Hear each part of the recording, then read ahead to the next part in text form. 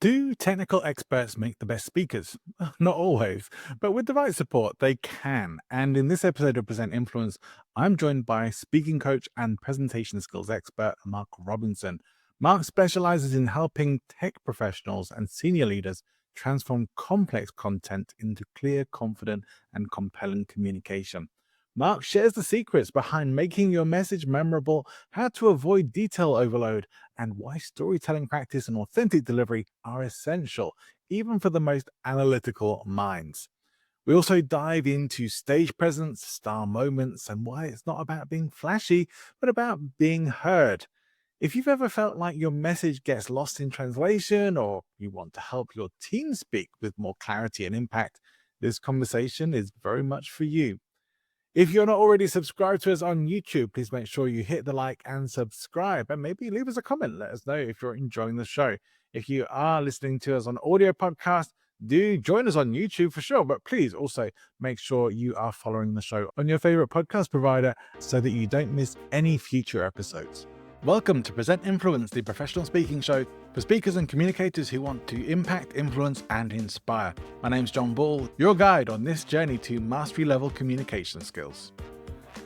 I think it's a great privilege for me today to be able to welcome my guest, who is undoubtedly an expert in speaking. Let me welcome Mark Robinson. Thank you very much, John. And it's an honor to be here. I've seen some of your previous episodes and the speakers, the guests you've had on. Pretty awesome lineup. Yeah. I do pretty well for guests. Thank you. For our audience, just say a little bit about the kind of training and work that you do at the moment. My background, first of all, is in IT. So most of my customers are technical people. And what I do typically, to answer your question, is where I give people practical tips that they can immediately implement. Everything from thinking of your goal, getting that clear, pairing, how you start, how you structure, how you end, how you can have more confidence, how you can add storytelling, how you can use PowerPoint and what you shouldn't do, how you can do online presenting, and how you can make sure your presentation is something which is memorable, that years later people will say, oh, that was that presentation. I think you've summed that up very well. And just to get a better understanding of that, so you work mostly with people in technical spaces for that training. Yeah. Why is it that they particularly need that? And where are they going to be using and applying that? Mostly they apply it in their work environments. When they speak at conferences, in the last couple of weeks, I've trained two CEOs, one who was presenting to her company and another one who was pitching for a large multi-million investment. Why do they need this training? I think the technical people tend to love the details and the products, but they're not necessarily great at understanding the audiences. And so they tend to just go into lots of detail rather than getting to the core message, even getting clear for yourself. What do you want your audience to do as a result of your presentation? And many of us, I include myself in this, don't naturally think of those things. And when we do, our presentations tend to be quite dull. Do you ever get feedback that this helps them in other parts of their lives with communication as well? John, when you can present well or confidently in front of a group, then in a one-on-one like we're having now, or even a social setting like a date, a party, anything, you have much more confidence. A job interview, you can be much more confident. So it helps in multiple areas as well. And even like writing articles or writing emails, one of the things I talk about in my workshop is kill your darlings, right? Get rid of all the things you would love to say, but can just be overwhelming your audience. And that principle applies equally to an article, to an email. What's your core message? And get rid of things that don't help your goal. We've all met those people who spend so long dancing around the topic that they're actually trying to get to that you probably lost interest or tuned out long before they ever get there. Can I tell you one quick story about that? Please do, yeah. A couple of years ago, I was giving a workshop to a number of technicians, but there happened to be a very senior manager in the room as well. When I talked about, when you're in front of senior management, think in terms of headlines, what's the main thing you want to say first, and then keep going into detail if it's requested. Tell them what you want them to do. And when I said this, the senior manager said, thank you. He said, many times engineers come to me and they speak for half an hour. And at the end, I think, what do you want? Why are you telling me all this information? So yeah, just getting that clear is already a big help. Yeah, it's like giving you all the instructions and technical spec on a rocket when all you really want is a new, I don't know, they don't have steering wheels, I guess, but a new seat or something. Then Yeah. let me ask you for yourself. I know you said that when you first were getting up on a stage, you were absolutely terrified. Yes. Tell me a bit about that and what made you then push through and continue. Yeah. Well, thank you, John. That was when I was 13 years old at school. In fact, I talk about that a bit in that TEDx talk, that when I stood in front of my classmates, I was absolutely terrified. 30 unimpressed teenagers all looking at me, and I just felt so self-conscious. I was shaking. I was told later I went totally white, and I was convinced that I would never do that again. It was horrible, traumatizing even. But we had to do it again because at school you have to do that a few times. Um, and then I went on a workshop by a guy who's quite well known in the Netherlands. Then he gave a follow-up workshop about public speaking, called Speaking with Impact. And he explained, to be transparent, he explained the tricks that does to keep people's attention, keep people listening the whole time. And I thought, wow, apparently I can do it as well. So I just started learning and applying these techniques. And so that is in a nutshell how I went from thinking I couldn't do it to, hey, I can. And if I can, anyone can. Literally anyone can. Yeah, I kind of feel that way as well. I mean, yes, some people are going to probably be a little more adept than others, Yeah. and that's okay. I mean, we all start from different places with these things anyway, and some people might be able to go further than Yeah. others with it because they maybe have more of a performance personality that's more just fits better on the stage. But then again, it depends on the kind of speaking you're doing, to the kinds of audience you do, as to what's going to be most effective and most connective for them. For yourself, what's been the kind of speaking work that you've done since then, and how do you feel going up on stage now? I feel more confident, but I'm still nervous. And I think that's a good thing because a few years ago, I was totally relaxed, way too relaxed in the run up to a presentation. And a couple of days before, I thought, oh, actually, I haven't really well prepared well. So I like crammed for 48 hours, making sure I was really well prepared. So I think a bit of nerves can help, and I'm feeling more confident. That's good to hear. I mean, it's not the level of nerves that you had before you were terrified with the blood Yes. spraining from your face. So that's good to hear. Yeah.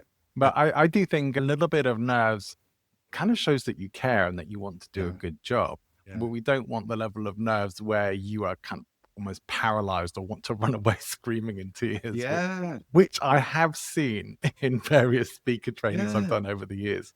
It does happen. Some people are And that terrified. indeed. And yet you are a great example of this because you have been able to do stand-up comedy, right? Yeah. And that must take even more confidence. Do you know, can I share with you something Sure. about that? Because people do keep asking me about this and like, oh, I Yes. couldn't do it. I'm terrified. And that's how I probably felt. And then when I did it, and people saying, aren't you nervous? This is before I'm going up on stage, because you want people to be asking you, are you nervous? Just when you're about to perform, right? But that really helps. But I was like, not that much. I really wasn't. I was a little bit nervous, Yeah. but I had already framed in my head that the win for me was getting up on stage to do this. And I gave myself permission to bomb. I really did. Right. It's like, if Yeah. I'm terrible, it's Yeah. okay because I can be better next time. And it kind of helped as well that a few of the people who were up before me in the lineup did bomb. Right. And it was okay. The audience was still really supportive. I just thought, this is fine. Yeah. Nothing is gonna happen except no laughs, and which would be a Yeah. bit disappointing, but it wouldn't be a failure. So even though people think, oh yeah, you must be terrified, I wasn't. It ended up being a really positive experience. What has terrified me in the past has been competitive speaking. That scares me. Oh. That fills me with dread. So what you're in a line of people all pitching, or what is that setting? No. Like doing the Toastmasters World Championship. Right. Wow. It was fun, but I found it absolutely terrifying, especially as I got up to higher levels of the competition. And Wow. oh no, I don't know if I want to do this. Very good though. Very good you even did it. That sounds incredible, John. It's definitely, if people who are into that kind of thing, I think it's a great experience. ultimately, I decided it doesn't do, even if you win, it doesn't do that much for you. It's like, Right. it's a good accolade, but I just thought it wasn't worth it because I was like, honestly, my heart beating through my chest, the palpitations, the sweat. It was a little too much. And I don't get that when I'm doing keynotes, when I'm doing stand-up Right. comedy, it's like, Right. Yeah. let's If let's stick to it, that. and if I may give a tip to your listeners, one thing that I think makes the single biggest difference for confidence is practice. Right. And I probably practice at least 10 times any presentation. The first 5 times I'm just getting the story right, because I don't know about you, but the very first time I give any presentation at home, it's terrible, really, really awful. And I think second time is slightly less bad and so on. And I'm so glad that I don't go live with my first draft because that would not be a success. And then the last 3 times, I'm just making sure I know it. So when I'm in front of the audience, I get my notes because I know it. And you and I probably both know from people we've worked with that most people are finishing their first draft the night before, right? Yeah, yeah, I know. Which And is that's, yeah, not the best time to do it, and to try, and then you've got no real time to practice it, and you end up going up on stage winging it. But I tend to go with the idea that how we do anything is how we do everything. Not all the time, not with everything, but right. generally, it's like, Yeah, if you're the kind of person who crammed for your exams and stressed out the whole time you're in there, you're probably going to do the same tactic with something like this as well. And yeah, it's not great. It's not great. yeah. So we don't recommend it. What would be your recommendations for people to practice that? How could you help people like set up and schedule a good level of practice that would have them ready to go? Yeah. So I think it depends how a number of factors, like how well you know the topic, how much you need to research and so on. So it will vary for me from anything from 2 weeks to 2 months in advance. I start thinking about it. I will typically do a mind map. So first of all, think about the goal, what I want to achieve. And then my tip is I think about the 3 H's. The head, what should people remember? 1, 2, or 3 things. The heart, how do you want them to feel? Which is usually inspired or excited. Something that leads to the final H, which is the hands, actions, what you want people to do as a result. Because if there's no call to action, doesn't matter what you're talk about your holiday, it makes no impact on the world. So head, heart, and hands, get that clear first of all. Cool. Do you create a little stage area to practice, or how do you set that up? Oh, I just practice at home on my dining room table with my notes as post-its, or a bit later on in A4 sheets, just big writing. And each time I do it, I update the notes as I'm changing the content and improving and maybe changing the order. So I just practice usually in front of an empty room. Sometimes if it's an important presentation, I'll practice in front of my wife because she also gives training in presentation skills. One quick story about that. Before I left ASML, I gave a presentation to 20 senior managers and I practiced in advance. It was a 10-minute presentation. So I practiced at home in front of my wife. And I said to her, "What do you think?" She said, "That was great, but can you please stop doing that thing with your hands?" I said, "What thing?" She said, "You kept doing this." So for the listeners, I'm clenching my hands together. And I kept doing that throughout the presentation. And she said, so that was good to get feedback on body language as well. I Yeah. don't record myself because do you know how many people in the world like watching themselves being recorded? Not Zero, many. Yeah, pretty yeah, much. not many. No. So I don't record myself, but I do get feedback from other people. And if it's, as I say, if it's important, I'll get feedback from more people as well. Yeah. I was over years, I do record myself because I've edited so much video of myself that Right. it just doesn't bother me anymore. I'm very over it.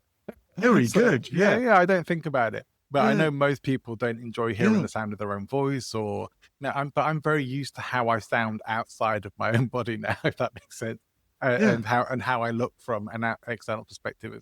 So it bothers me less. But still, even then, I would rather have one of my coaches take a look at the video and give Yeah. me feedback because I can't be objective enough about Right. But myself. there's 2 things I want to pick up on what you just said. First of all, you record yourself, you're used to it. That's a great thing because you're right. As you do it more, you get more used to it and it becomes less of an issue. So that's really nice that you said. You also said you have coaches. So you're a professional speaker, but you also have coaches, like a professional golfer also has Yeah. a coach. So can you talk about that? Who do you have? What happens? Look, I've had so many coaching experiences over the years that I have an amazing network of people who are friends and coaches. So some of them we connect with and coach regularly. Some of them are incredibly good speakers who I can go to and say, hey, look, can we do a bit of work on this? Can you take? But I also get the opportunity to have coaching regularly on this show from Yeah, people like yourself who have great expertise. And, as much as we may even work in similar areas, the stuff you know that I don't, the stuff I know that sure. you don't, it's like, so Yeah, always learning, always getting development. But also sometimes it means, I don't know, connect with people. Sometimes you really click and that you stay yeah, in touch and you can give each other coaching or go to them and say, hey, would you coach me on this for a bit? So, yeah, done some of that. I've worked with world champions. I had a coach who's world champion in public speaking with Toastmasters as well. Back, it's all the stuff that helps you progress faster. yeah. Can I tell you one quick story about that? So Yeah. when I gave the workshop at my local university, it's what I'm saying is it's very important to pick the right coach. Yeah. When I gave a workshop at my local university, see, on my workshop, I only give positive feedback, and the students are not used to that. They're used to being criticized by their professors very hard. And I said to them, they said, our professors, they attack our presentations. I said, okay, how good are your professors at presenting? They're terrible, they said. And yet they're the ones giving the criticism. So it's very important, as you're doing, to pick really good coaches. Otherwise, you're going to get the feedback you get could actually harm more than help. I like that. And I often say this to people about groups like Toastmasters, that it will help people who are getting started. But Right. unless you can find a club that has experienced speakers in it, it may be hard to progress further, because you're not going to get the feedback and the encouragement, and you're not going to see and be able to model the more advanced Yeah. speakers if they're not in your group, if they're not in your Yeah. club. So, well, I couldn't say Toastmasters can't do that. Some clubs can, some clubs can't. So Sure. that's why exactly that point. You have to get feedback from the right people and the kind of feedback that's actually going to help you to grow and develop and encourage. So I Yeah. like that. I like And the and you mentioned an interesting word. You said about encouragement as well, and that's also super important. Not just to hear what you did wrong, but also what you did well. Because as I say on my workshop, I say, when I talk about only positive feedback, they say, "But why'd you do that?" I say, "Well, who's our worst critic?" And they all say, "Yeah, it's ourselves." Exactly. I often see this. People, after they've given their presentation on my workshop, they will go back to their chair saying, "Oh, I didn't do that right. I didn't do that right." And I say, "Well, yeah, who?" You're reminding me of a speaker training I did early to mid 2000s, where we weren't supposed to give negative feedback to anybody in the group. Right. And one guy said, I got loads of feedback for you, but it's loads of negative. We're not allowed to give it. And so I said, let's go outside because I really want to Yeah. hear it because I don't, not Yeah. the kind of person who takes it personally. And it was all really good feedback, but it wasn't Yeah. constructive feedback. But the trainer overheard what we were doing and he nearly got kicked out of the training. So you got to be careful. Was that a Dale Carnegie course? It wasn't. It Okay. wasn't. I don't want to say who it was because the guy's No, kind no, of no, not. it's The okay. guy's not in Okay. business anymore, and there's good reasons for that. Yeah. But to leave it there. But let me ask you: I have a book on advanced presentation skills, Yes. and I want to ask you what constitutes advanced presentation skills, and how does somebody know when Yes. they're ready, when they've got enough foundation to be ready for that? Yeah. Well, that's a great question. What's the difference between basic and advanced? Some of the things people just don't even think about anyway. So, I mean, like at a basic level, some people don't even get. And these are people who are, as I say, like CEOs or very smart people who wouldn't do anything without having a clear goal except presentations. So, getting some things like that is a basis. Then the next level is making sure as soon as you start speaking, you grab people's attention. How do you do that? One way is what I'm doing right now, isn't it? I'm just asking questions, aren't I? So that's one easy way to grab people's attention. That's kind of the next level. And then the really advanced things are tricks with body language. For example, short story, I was giving a workshop to a technical company, and there was a lady from Iran there, and that's important for the story. And she said, "We get products from our suppliers," and I'm gesturing to my right now for the people listening. "We put it in our warehouse," gesturing to my center. "And then when we get an order from our supplier, we deliver it to the customer," gesture to the left, to my left. That was brilliant, but that's different to what most Westerners would do. Most Westerners would say, for example, if I say sales are increasing, I'm gesturing from my bottom left to my top right, which For the audience, when our past is normally, we think of the past on our left, means it's kind of going back in time. So you've always got to mirror things when you're in front of an audience. And this lady from Iran does that because, of course, with the Farsi or Persian, they write from right to left. So for her, the past is on the right. So in a nutshell, that's an example of one of the more advanced tricks, which when you've got the rest in place, then you can think about. Yeah. So that's like, I've heard it called temporal anchoring on the Right. stage. We'll go with that because it sounds like Yeah, you've heard that as nice. well. Yeah. And so is understanding where things are timeline wise when you're presenting, Yes. which is just as important on video as it is Yeah. on the stage as well. But it does, I don't know, I still find it gets confusing working in mirror image, that you do have to think about it and train Yeah. it a bit, which maybe is where the practice part comes in for that as well. Yeah. Because it makes a difference where you're standing as well, right? So, you know, if the left audience left of the stage is the past for them, and you're talking about things in the past, it makes sense to be there. And the same with the right hand side if that's the future. So Or you can use your hands when you're in a conversation like this. You just use your hands. But that's also important when I'm going to give a presentation. I will always arrive early to check out the setup, and if possible, get photos in advance so I can already start to think exactly what you're saying, John. Where would I want to stand when I'm talking about this?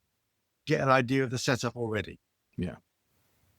Another thing maybe is then you talked a little bit about hand movements, and it's something that I think some people end up being very conscious of, but there's also a lot of unconscious movement as Yeah. well, which you talked about with the thing with the hand clasping, and Yeah. nearly everyone has got some kind of unconscious body movement they tend to do, especially when those nerves are creeping up a Yeah. little bit. What's your advice for getting that under control and having more volition with your movement? Well, one thing that I don't do, and I learned this from Scott Adams, the guy who used to do the Dilbert cartoons. One thing that he says is don't draw attention to those kind of physical ticks. If you do, say, hey, you're doing this, don't do that. Often the tick will just move somewhere else because it's a symptom of nerves. So I think the biggest thing is what we talked about is increase your self-confidence. One way to do that is, as we talked about, practice, practice, practice, even practice for a particular presentation, but also, of course, the more presentations you give, the easier it gets. So I think that's probably the most important thing. And then another tip for hands is, best tip I've ever heard is just forget about them. Don't think about them, because then they'll move naturally. And that's the best you can do. I'm kind of there with that, Right. except you do see a lot of people doing strange things with their hands sometimes when they're presenting. And I always Yeah. fear that so long as you get that picked up somewhere and do something about it, Yes. because it does end up being a distraction. So that's what I did when I practiced in front of my wife and got found out. That really helped. I always say it's interesting what you say there, because I know Darren Brown, the mentalist Darren Brown, Yes. he has a tick, which is the sort of head nod thing, Okay. which works very well for him with the kind of Yes. thing he does with the Indeed. mentalism. And that's what he's done. Hasn't tried to change it or stop it. He lets it work Yeah. for him in a way. And so, That's I think right. sometimes we can be okay with that and just not as you say, not focus on it and just get on with the job you went to do. But if you like, I think you're a bit like me, you like to talk with your hands a bit and A bit, yeah. and gesticulate. I think so long as we don't go over the top with that, Yes. it can be very effective and really helps to punctuate what we're talking about. Yeah. And interesting enough, I'm going to try and remember the lady's name now. Vanessa Van Edwards. Do you know her? Oh, Very interesting lady. Some great books on human behavior and stuff. And one of the things she says is that research shows that people feel more trusting, more calm if they can see the palms of your hands. So they can see your hands, especially when you're in video, but especially when they can see the palms of your hands. I guess it's some sort of ancient psychological thing about not being a threat, but being able to see your hands, particularly the palm of your hands, is apparently quite a significant thing. So wow. Yeah, that's a good worth tip. Yeah. worth checking out her books. She's a very, very interesting lady. Let me see then. Come up to presentation skills, advanced presentation skills. What else really helps us to be that bit more professional and progressed when we're on the stage? I think one of the other things is, and again, people don't often think about this, particularly in the technical world, is storytelling. You know, if you tell a story, then people will remember what your message for a long time to come. You make a natural connection with your audience. They love to hear it. One of the things I say in my workshop is it's great for keeping attention. No child has ever, when it has been taken to bed, has said, "Can you please give me a PowerPoint presentation?" No, they want to hear a story, right? So a PowerPoint presentation would Yeah. probably send them to sleep faster, but they want to hear a story. So I think storytelling is very important. And how I train people in my workshop is I say, simply remember the 3 Ps. Stories have to be personal. So preferably talk from your own experience. Talk about the second P is a problem, something you encountered. And then what keeps our attention is how you resolve that. And then finally, the point or the purpose. Why are you telling it? And one phrase I find particularly helpful is, "So what I learned is," and by saying that phrase, then you round up your message, your story with your main message. I tend to agree that I encourage people to tell more personal stories than anything Yeah. else. I certainly encourage people to stay away from those parabolistic stories that Yes. speakers use. I've talked about that I in other heard that from the episodes. last one. Absolutely. Yeah, so we talked about that with Danny Bressel. He hates that as well.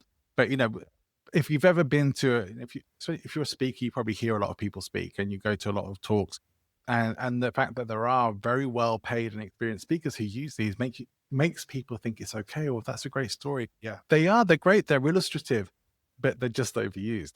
But Yes. personal stories aren't. But I think I would say you probably can sometimes get away with stories that are about other people as well. Yeah.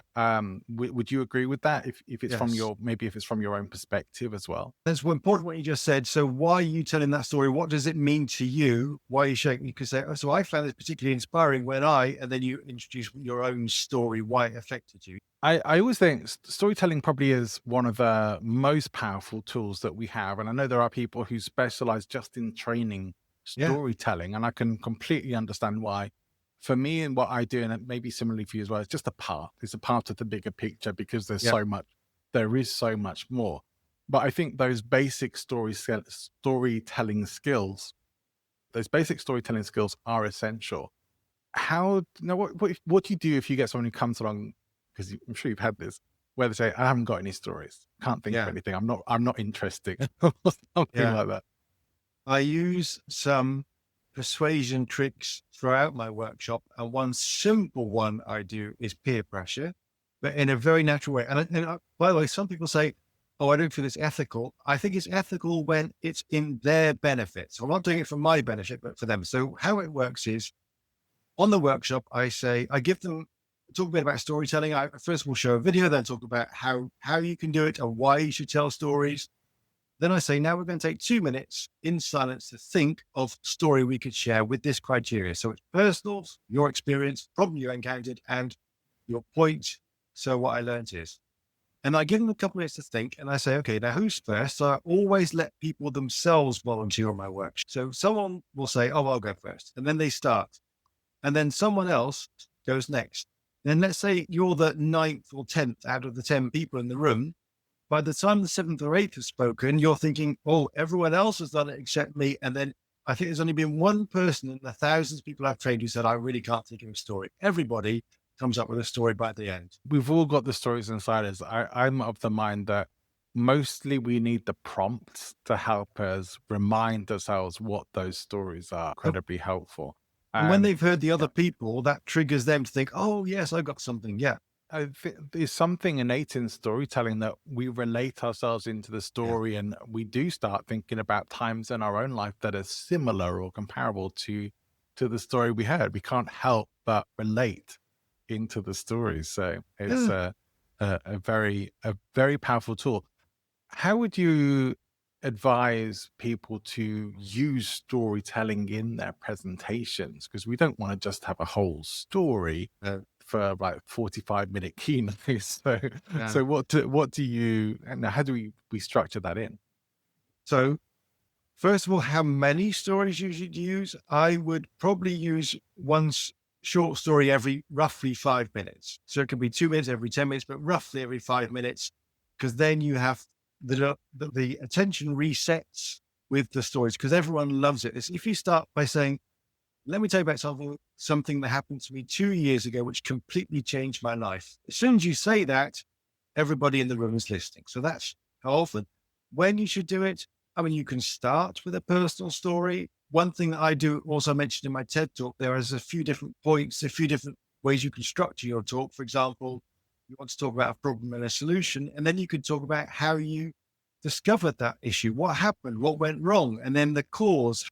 I mean, even a story, hey, my first day at work was a complete disaster because all of the last project I did was great because, and then you tell a story. What about if we want to tell stories, but we don't necessarily have personal relevant experience to the point that we want to make?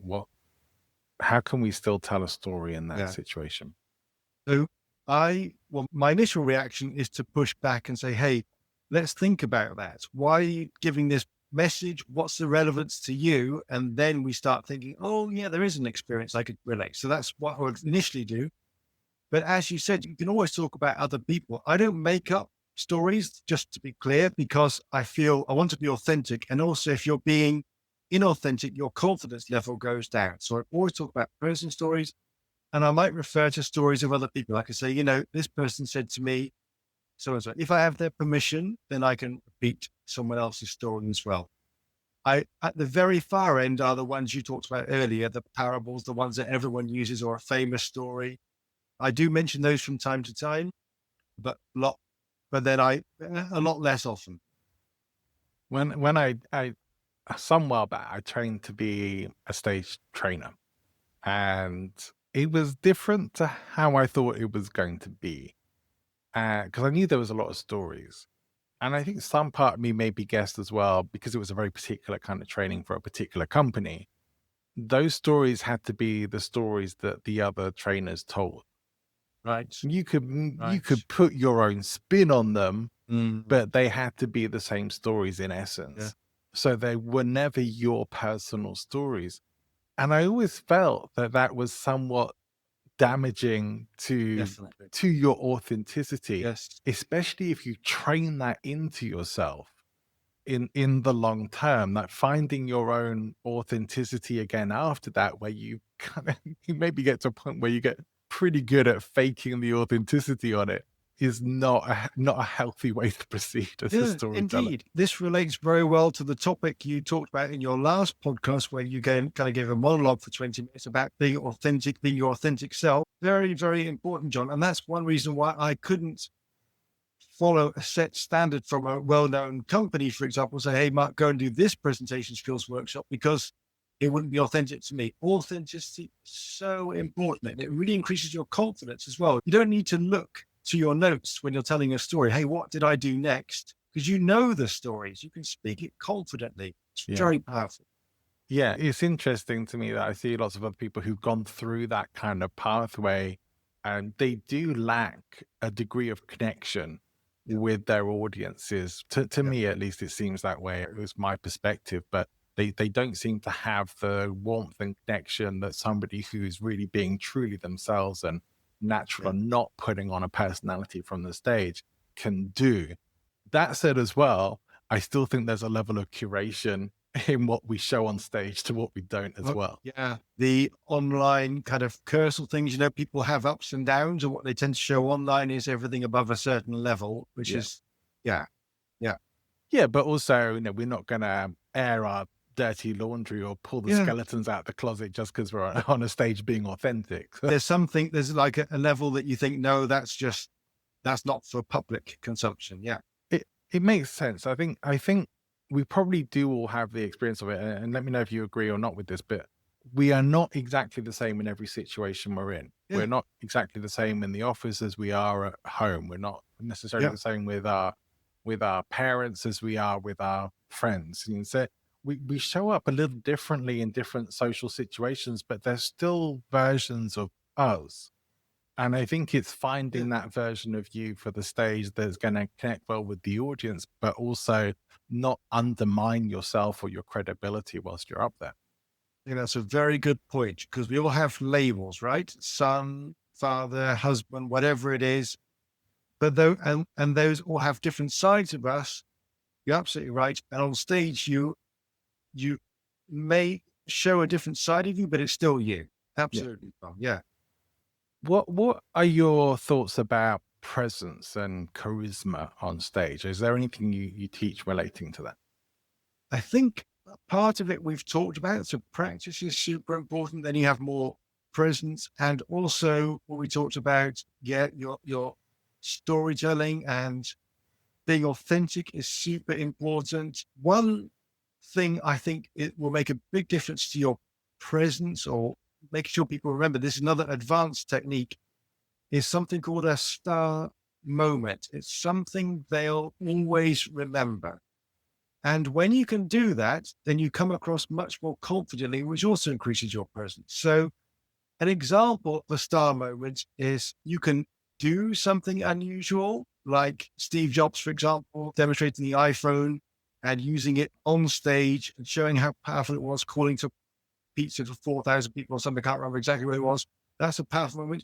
You can draw something. There's a very good TED talk about how to do drawings on flip charts and things. That's what I also teach in my workshop, and I make use of it myself. You can get the audience to do something. I remember one time on my workshop, there was a technical leader, and she said to everyone, okay, everyone come to the middle, because the tables were in a U form. We all came to the middle, and she pointed to one person and said, you're the team leader. Get them all to stand 1.5 meters apart. So this person was moving us all around. It took about 1.5 minutes. She said, okay, now all come back together. We all came back together. She said, now you're a self-organizing team. Stand 1.5 meters apart. And within 5 seconds, we'd all done it. So you can do something unusual. You can draw something. You can get your audience to do something. You can show something as well. Like something prop we would call under a cover. If that's on stage and you talk about it without revealing it, that immediately keeps people's attention. One simple example, I went to the pitch evening. There was a student who came on stage with a carrier bag, plastic carrier bag. It looked like he'd just come from the supermarket. He plonked it on the desk and he started giving his pitch. And I thought he looked so unprofessional. But his topic was sustainable housing. And he started taking out from the bag different ingredients which came from the supermarket, which are used in sustainable housing. It was brilliant. So that's some examples of increasing your stage presence with a star moment. Yeah, I like that. I like the mystery box kind of thing, or Yeah. the eliciting Yeah. curiosity. So definitely good ways of doing it. So that's one of the ways in which we can make our presentations more memorable. I'm sure you have plenty of others that you teach people as well. I certainly hope people will come and check you out. I'm very keen to take the quiz because I need to know how good I am. But I really appreciate everything we've talked about today. It's been a really interesting conversation. I feel like I've learned something, and I hope our listener has as well. And so, just let's say thank you, Mark, for coming and speaking with us on Present Influence today. Well, thank you very much, John. You've had some great guests on, so I'm very privileged to be one of them. Thank you, John. Happy to add you to the list. Well, for me, and I hope for you too, that was a brilliant chat with Mark Robinson, jam-packed with practical tools, relatable stories, and real-world presentation wisdom. If you took away one thing today, let it be this. Great speakers aren't born, they're built. Through practice, feedback, and a little bit of courage, even the most nervous communicator can become a confident presenter. And if you'd like to learn more about Mark or his presentation skills quiz, check out the links in the show notes. And if Present Influence is helping you sharpen your speaking and communication game, don't forget to subscribe, leave a review, and share this episode with someone who needs to hear it. Until next time, keep showing up, keep speaking up, and keep influencing. See you next time.